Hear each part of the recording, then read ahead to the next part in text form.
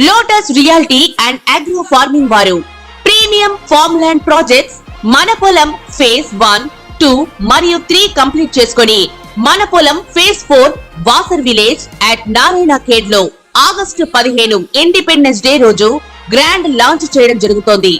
Launching మరియు independence day సందర్భంగా 5 guntas land out rate లో బుక్ చేసుకున్న వారికి 1,50,000 రూపాయల డిస్కౌంట్ తో పాటు 2 గ్రాముల గోల్డ్ ఫ్రీగా ఇస్తున్నారు. పూర్తి వివరాలకు సంప్రదించండి. ఓం మహాగణాధిపతయే నమః. ఓం గురుభ్యో నమః. ఓం శ్రీమాత్రే నమః. ప్రేక్షకులకి ఈరోజు మనం చెప్పుకోబోయే టాపిక్ ఏమిటి అంటే, మనకు చూడండి లైఫ్లో చాలా అంశాలు ఒక్కొక్కసారి ఏమవుతుంటుందంటే అది ఇంకా ఆగిపోయినట్టుగా ఉంటుంది లైఫ్లో. అది మన పర్సనల్ ఎదుగుదల కానివ్వండి, ధన సంబంధించిన విషయం కానివ్వండి, లేనట్లయితే పిల్లలకు కొంతమందికి చదువుకు సంబంధించిన విషయం కానివ్వండి, అదేవిధంగా వివాహం కావచ్చు, ఉద్యోగం కావచ్చు, వ్యాపారం కావచ్చు, స్ట్రక్ అయిపోయినట్టుగా ఉంటుంది. అసలు 12 లగ్నాల వాళ్ళకి ఇది ఎందుకు జరుగుతుంది, దీనికి పరిహారం ఏమిటి, దీనికి ఏమైనా రాహుకేతు సంబంధం ఉంటుందా అనేటువంటి అనేకమైన అంశాలు, అదేవిధంగా ఇక్కడ జాతకం ఉంటే ఓకే, మరి జాతకం లేనటువంటి వారు ఇలా ఆగిపోయినప్పుడు అసలు ఏం చేసుకోవాలి అనేటువంటి విషయాలు చెప్తుంది. నేనైనప్పటికీ కూడా చెప్పిస్తుంది సాక్షాత్ లలిత అమ్మవారిగా భావిస్తూ ఒక్కొక్క లగ్నం తెలియని వారి రాశి నుంచి మనం చూసుకుందాం. మిథున లగ్నము, మిథున రాశి. మీకు పర్టికులర్గా ఈ సర్పదోషం నేను మీకు ఇందాక చెప్పాను ఏమిటంటే, సర్పదోషం అనేటువంటిది ఎక్కువగా ఏ రాశుల్లో పనిచేస్తుంది అంటే, మీ లగ్నం నుంచి మిథునం నుంచి మూడో స్థానంలో అంటే రవి యొక్క రాశుల్లో అండ్ కుజుడి యొక్క రాశుల్లో 6, 11 స్థానంలో ఎక్కువగా మీకు ప్రభావం చూపిస్తూ ఉంటుంది. మూడో స్థానంలో మీకు ఉదాహరణకి రవి వెళ్ళి అక్కడ కూర్చున్నాడు అంటే వేరే కాంబినేషన్స్ ద్వారా వస్తుంది అనుకోండి. అది ఏ కాంబినేషన్ ఉందో ఆ కాంబినేషన్కి సంబంధించినటువంటి గ్రహారాధన చేయాలి ఏ స్థానంలో ఉందో. బట్ నేను మీకు బేసిక్గా చెప్తున్నాను. ఇక్కడ మీకు ఉదాహరణకి రాహు వెళ్ళి రవి రాశిలో కూర్చున్నాడు, అది మూడో స్థానమైంది మిథున లగ్నాత్. అప్పుడు మీరు ముఖ్యంగా తీసుకోవాల్సిన జాగ్రత్త ఏంటంటే, మీ యొక్క తండ్రి గారితో లేదా తండ్రి యొక్క బంధువులతోని లేదా ఏదో ఒక గవర్నమెంట్ అగ్రిమెంట్స్ ఉంటాయి. అగ్రిమెంట్స్ చేసేటప్పుడు కాస్త జాగ్రత్తగా ఉండాలి. ఇక్కడే మీరు ఇరుక్కుంటారు లైఫ్లో.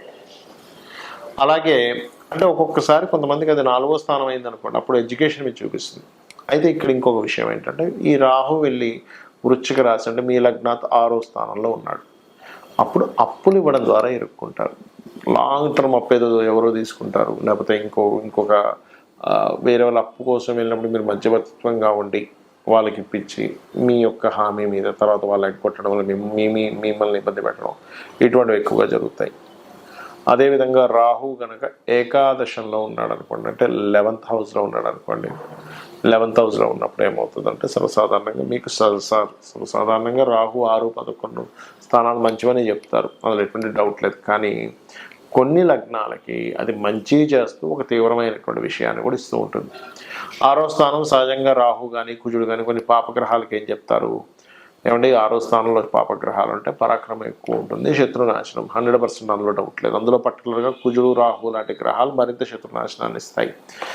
కానీ ఇక్కడ ఇది సర్పదోషంతో కూడినటువంటి సంబంధం. అంటే ఏమిటి, శత్రుత్వాలను అనవసరంగా ఎక్కువ పెంచుకోకూడదు. 6లో కనుక మీకు రాహు ఉన్నాడు మిథున లగ్నానికి. మరి ఎలాగంటే శత్రువులు తగ్గాలి అంటే, ఒకటే, మీరు దగ్గరలో ఉండే శివాలయానికి వెళ్ళి అక్కడ అభిషేకం చేయడం మీరు చేస్తూ ఉండడం, దుర్గా సూక్తం చదవడం చేస్తూ శత్రుత్వాలు తగ్గుతాయి.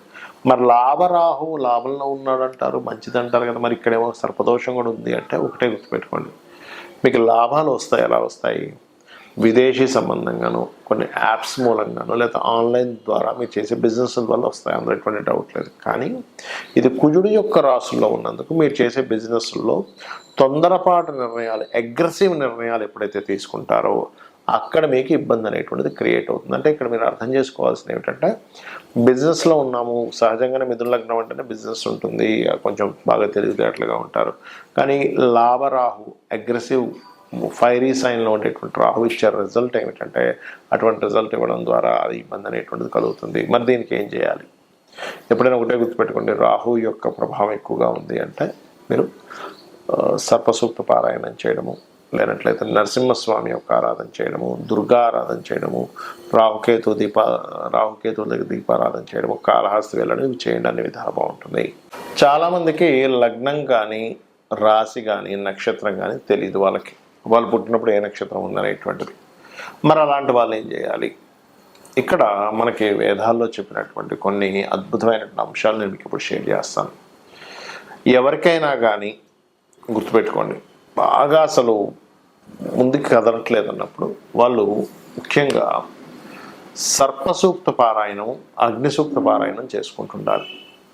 ఇది పారాయణం అంటే వినడం కానీ, లేకపోతే ఇంట్లో పారాయణం చేసి అభిషేకం చేయడం, ఇట్లా రకరకాలు ఉంటాయి, హోమం చేయడం. అంత చేయలేము అనుకునేటువంటి వారు చాలా సింపుల్ రెమెడీ ఒకటి చెప్తాను. మీకు దగ్గరలో ఆలయాలు ఉంటాయి, అందులో రావి చెట్టు ఉంటుంది. ఆ రావి చెట్టు కిందని సర్ప ప్రతిష్ఠ చేసినవి ఉంటాయి. అక్కడికి వెళ్ళి చక్కగా మీరు ఒక చెంబులో, అది రాగి చెంబు కానివ్వండి, స్టీల్ చెంబు కానివ్వండి, ఏదైనా చెంబు కావచ్చు, దాంట్లో వాటర్ చక్కగా నిండుగా పోసుకొని అందులో పసుపు, గంధము, ఇంకా ఎక్కువగా తీవ్రంగా ఉంటే కొంత కుంకుమ కూడా వేసి ఆ చెంబును పట్టుకొని ఆ రావి చెట్టు చుట్టూ ప్రదక్షిణం చేయండి. ప్రదక్షిణం చేసి దాని తర్వాత ఆ నీటిని ఆ మొదల్లో, రావి చెట్టు మొదల్లో వేయచ్చు, లేదా అక్కడ ఏదైనా సర్ప ప్రతిష్ఠ చేసినట్లయితే వాటి మీద కూడా వేయవచ్చు. దీంతో పాటు ఇంకొక పని చేయాలి. ఏమిటది అంటే, ముఖ్యంగా 4 గ్రహాలు ఏమిటవి? కర్మకారకుడైనటువంటి శని భగవానుడు, అంటే మన కర్మ బట్టే కదా ఇట్లా ఉంది పరిస్థితి, కాబట్టి కర్మకారకుడైనటువంటి శని భగవానుడికి, మరియు కుజుడికి, కుజగ్రహానికి, రాహువు, కేతువు, ఈ 4 గ్రహాల దగ్గర దీపారాధన చేయండి.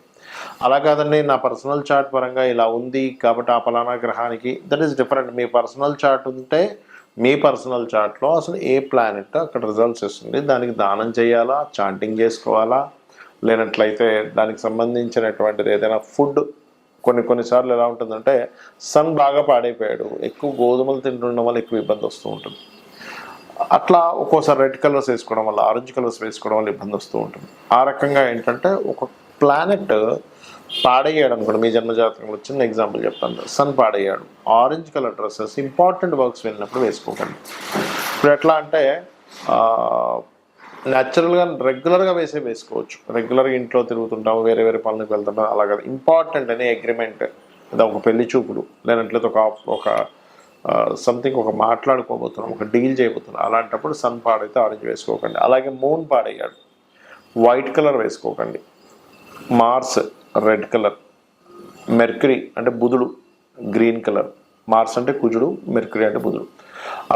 అదేవిధంగా గురువు క్రీమ్ ఆర్ ఎల్లోయిష్ కలర్స్ లేదా గోల్డెనిష్ కలర్స్, శుక్రుడు again white colour, Rahu cement colour అంటే యాష్ కలర్ అంటారు, కేతు మిక్స్డ్ కలర్స్లా ఉంటుంది, పువ్వులుగా. ఇవి ఎప్పుడు మీరు పర్టికులర్గా ఒక పని మీద, ఇది చాలా ఇంపార్టెంట్ లైఫ్లో, నా లైఫ్ టర్న్ అవుతుంది ఇక్కడ అనుకునేటప్పుడు వెళ్ళినప్పుడు మీకు ఫలానా ప్లానెట్స్ పాడైతే ఆ కలర్స్ వాడకండి. అదేవిధంగా ప్లానెట్ బాగుంటుంది కొంతమందికి, అంటే జూపిటర్ ఓన్ హౌస్లో ఉన్నాడండి, నాకు వీనస్ ఓన్ హౌస్లో ఉన్నాడండి, నాకు మూన్ ఓన్ హౌస్లో ఉన్నాడు, పాపగ్రహాల మధ్యలో లేడు, శుభగ్రహాల మధ్యలో ఉన్నా అంటాం.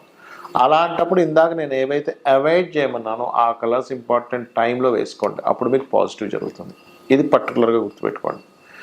అలాగే ఇక్కడ ఏదో సర్పదోషం ఉందనో, లేకపోతే ఇంకోటి ఏదో ఎల్నాడు శని ఉందనో, లేకపోతే ఇంకోటి ఏదో ఉందనో, ఎక్కువగా దాని గురించి ఆలోచిస్తే తీవ్రంగా ఉండకండి. ఎందుకంటే ఈ గ్రహాలు అనేటువంటి మనుషుల మీద పగపట్టవు, గుర్తుపెట్టుకోండి. ఇది కేవలం మనం పాస్ట్ లైఫ్లో చేసుకున్న కర్మ. అంటే ఇంకా సింపుల్గా చెప్పాలంటే, ఒక లోన్ తీసుకున్నాము, లోన్ తీసుకొని బ్యాంక్ దగ్గర తీసుకున్నప్పుడు వాడు ఫోన్ చేస్తాడు, లేదా ఎప్పుడు కడతారండి అని ఫోన్ అడుగుతాడు. అంత మాత్రం చేత బ్యాంకు వాడు మన మీద ఏదో పగున్నట్టు కాదు కదా. మీరు లోన్ తీసుకున్నారు, ఆ లోన్ కట్టమని అడుగుతున్నాడు బ్యాంక్ వ్యక్తి, మీరు కడతారు, క్లియర్. అలాగే పూర్వజన్మలో చేసినటువంటి మంచి కర్మలు ఉంటాయి, బ్యాడ్ కర్మలు ఉంటాయి, అందరికీ ఉంటుంది, భూమి మీద పుట్టిన ప్రతి ప్రాణికి ఉంటుంది. అలా ఆ కర్మ అక్కడికి వచ్చి మీకు ఈ కర్మ నువ్వు తీర్చుకో అంటుంది. అంటే అలాగా ఒక్కోసారి చిన్నపిల్లవాడికి వచ్చింది ఎడ్యుకేషన్ రిలేటెడ్ కర్మ బాగాలేదు, అప్పుడు ఆ ఎడ్యుకేషన్ రిలేటెడ్ సంబంధంగానే స్ట్రెస్ అవుతూ ఉంటాడు మాటికి. అలా కాకుండా వివాహ సంబంధించిన విషయం బాగాలేదు, వివాహం విషయంలోనే స్ట్రెస్ అవుతుంటాడు. అంటే ఏమిటి, నువ్వు స్ట్రెస్ అవుతూ దాని గురించి ఎక్కువ కష్టపడుతున్నావు అంటే సంథింగ్ కర్మ అక్కడ కనెక్ట్ అయింది. ఇక్కడ మేజర్గా కొన్ని చెప్పాలంటే, వివాహం అవ్వట్లేదు, మీరేం బాధపడక్కర్లేదు. వివాహానికి సంబంధించిన ఒక మంత్రం, ఓం కామేశబద్ధ మాంగళ్య సూత్ర శోభిత కందర. లేదంటే బిజినెస్ సక్సెస్ అవ్వట్లేదు, ఓం ఇంద్రగోప పరిక్షిప్త స్మరతూనా భజంగికాయే నమః. అలా కాదండి జాబే రావట్లేదు నాకు అని అనుకుంటే గనక మీరు చేయవలసింది ఓం మాణిక్య మకుటాకార జానుద్వై విరాజితాయే నమః చేసుకోవచ్చు. లేదా ఓం శ్రీమాత శ్రీ మహారాజ్ని శ్రీమత్ సింహాసనేశ్వరి నమః చేసుకోవచ్చు. ఇంకొంతమందికి హెల్త్ ఇబ్బంది ఉంటుంది, అంటే వారికి ఓం సర్వవ్యాధి ప్రశమని సర్వమృత్యు నివారణి అగ్రగణ్య అచింత్య రూప కరికల్మషనాశిని నమః చేసుకోవచ్చు. ఇలాగా 1-2 కాదు, మనకి లలితా సహస్రనామాలలో అనేకమైనటువంటి నామాలు, ఒక్కొక్క నామం ఒక అద్భుతం. అక్కడ చెప్పాలంటే మీరు ఎప్పుడైతే చాంటింగ్ చేస్తూ ఉంటారో, ముఖ్యంగా లలితా సహస్రనామాలకి పాపాన్ని దగ్ధం చేసేటువంటి శక్తి ఉంది. మనం ఏ మంత్రం చేసుకున్నా దానికి పాపాన్ని దగ్ధం చేసే శక్తి ఉండదు అంత తొందరగా, కానీ లలితాసహస్రనామాలకి ఎక్కువగా ఉంటుంది. లలితాసహస్రనామాలు చేసుకోవడం ద్వారా, సూర్య నమస్కారాలు చేయడం ద్వారా, ఏదైనా ఆలయానికి వెళ్ళి అక్కడ మీరు ఏదైనా సేవ చేయడం ద్వారా ఖచ్చితంగా దగ్ధం అవుతుంది. కాబట్టి చేయండి. అలాగే దీంతో పాటు మరొక విషయం ఏంటంటే, మీకు ఏ ప్లానెట్ అయితే పాడైందో బాగా, ఏ రోజుల్లో అయితే మీకు ఎక్కువ ఇబ్బందులు కలుగుతున్నాయో ఆ రోజులు పర్టికులర్గా ఒంటిపూట ఉండండి. అంటే ఒంటిపూట అంటే తెలుసు కదా మీకు, పొద్దున్న తినకుండా మధ్యాహ్నమో సాయంత్రమో తింటుంటారు కొంతమంది. కానీ ఉపవాసం, కంప్లీట్ ఉపవాసం మాత్రం మీరు ఏకాదశి రోజు మాత్రమే చేయండి. శాస్త్రాల్లో మనకి ఏకాదశి ఉపవాసం వల్ల విష్ణువు ఆ ఉపవాసానికి సంబంధించినటువంటి తీసుకొని మనకి ఈ రోగ సంబంధించినవి రాకుండాను, రుణ సంబంధించినవి రాకుండాను, శత్రు సంబంధించినవి రాకుండాను ఆపుతూ ఉంటాడు ఆయన. అంటే రోగ శత్రువులు తగ్గుతారు ఏకాదశి ఉపవాసం చేస్తే. దాని మీద ఒక వ్యక్తి జపాన్లో రీసెర్చ్ కూడా చేసి ఇలా రోగాలు తగ్గడానికి ఉంది అని చెప్పడం కూడా జరిగింది. మనం సో దాన్ని ఎంత పాటిస్తే అంత మంచిది. అదేవిధంగా ఇక్కడ మరొక విషయం ఏంటంటే, మీరు ఏదైనా ఒక మంత్రం చేసేటప్పుడు చాలామంది నన్ను అడుగుతూ ఉంటారు, ఏమండి మీరు ఇప్పుడు ఈ మంత్రం చెప్పారు ఎంతసేపు చేయాలి? మినిమం 40 to 45 minutes ఖచ్చితంగా చేయాలి. చాలామంది ఏం చేస్తారంటే కౌంటింగ్ చేసుకుంటూ ఉంటారు. కౌంటింగ్ చేసుకోకుండా అంతగా మీకు జపమాలతో చేయాలి అనుకుంటే పగడపు జపమాల దాచిపెట్టుకొని, అంటే బయటికి ఓపెన్గా పెట్టుకొని చేయకూడదు, ఏదైనా లోపల పెట్టుకొని జపమాల చేయాలి.